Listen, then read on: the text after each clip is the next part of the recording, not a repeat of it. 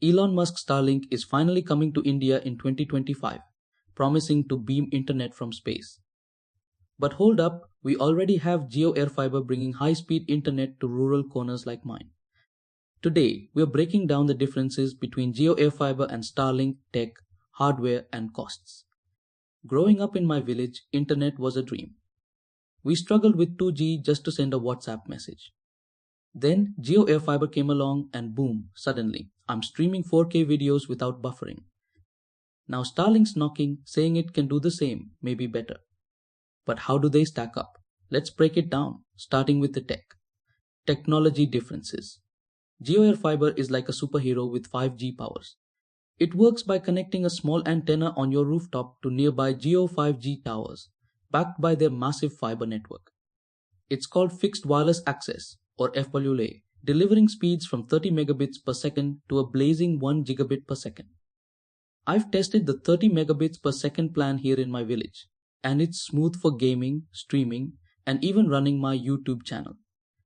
Plus, it comes with over 800 TV channels and 15 OTT apps like Netflix and Jio Cinema.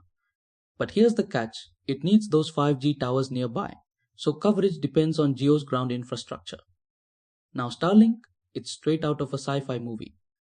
It uses a constellation of over 7,000 low Earth orbit satellites to beam internet directly to a dish at your home. Speeds range from 25 to 200 megabits per second.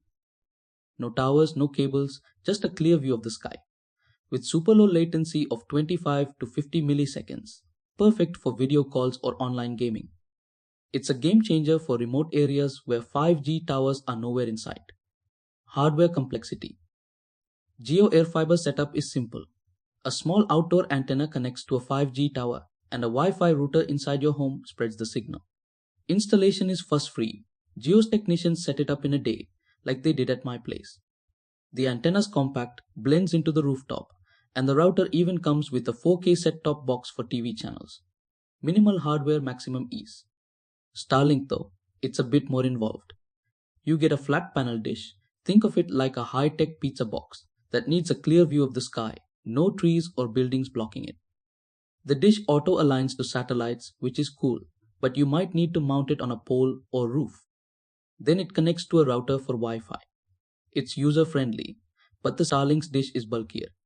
Speaking of hardware, designing stuff like these antennas or satellite dishes is no joke. It takes serious precision. That's where tools like Altium Designer and Altium 365 come into play. Altium is a big name in this space, built to optimize complex projects like these. Altium Schematic Capture transforms your paper circuit designs into electronic formats that simulation and PCB design software can instantly understand and process. Altium's comprehensive harness design functionality empowers you to develop complete wiring harness solutions from individual pin connections to manufacturing documentation, either as standalone projects or integrated within multi-board designs. Altium 365 seamlessly connects everyone from mechanical designers to manufacturing specialists in one cloud-based platform, streamlining your electronics design journey from concept to production. There's more good news. If you're interested to try Altium Designer, you can get a free trial and 25% off. Avail it by signing up here. The link for this page is mentioned below in the description. Cost of ownership. Jio AirFiber's upfront cost is low. For a 12-month plan at 30 megabits per second, I paid about $7,000, including a $1,000 installation fee that's waived if you go annual, around $500 per month. The hardware, antenna, router, set-top box is included, so no extra equipment costs. Jio's designed it to be affordable, especially for rural users like us. Starlink's a different story. You're looking at a one-time equipment cost of around $599. That's roughly $50,000. Though I've read it could be as low as $33,000 in India for the dish and router.